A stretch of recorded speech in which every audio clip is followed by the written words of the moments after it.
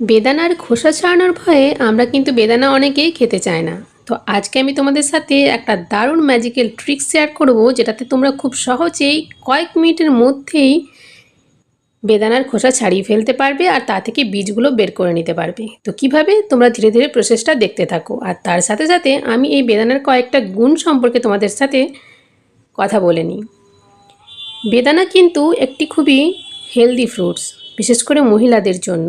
যাদের অ্যানিমিয়ার প্রবলেম আছে তাদের জন্য বেদানা খুবই ভালো, কারণ বেদানার মধ্যে প্রচুর পরিমাণে আয়রন আছে। আর যারা ওয়েট লস করতে চাও তারাও কিন্তু তাদের ডায়েটে বেদানা রাখবে, কারণ বেদানাতে প্রচুর পরিমাণে ফাইবার আছে।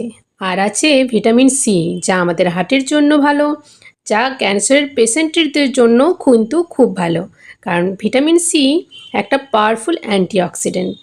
তো তোমরা যদি এইভাবে বেদানা ছাড়িয়ে নিয়ে ফ্রিজের মধ্যে স্টোর করো কোনো গ্লাসের কন্টেনারে, তাহলে সেটা কিন্তু অনেক দিন পর্যন্ত ভালো থাকে। আর তোমরা একসাথে অনেকগুলি বেদানা ছাড়িয়ে নিয়ে তোমাদের ডায়েটে কিন্তু রাখতে পারো।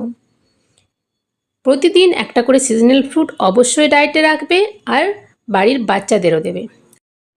আর বেদানের যে খোসাটা আছে সেটাও কিন্তু ফেলার নয়, ওর ইয়েলো পার্টটা ফেলে দিয়ে ওটা দিয়ে ড্রাই করে রেখে তোমরা কিন্তু বিভিন্ন ধরনের ইনফিউজ টি বানাতে পারো, ফেস প্যাক বানাতে পারো।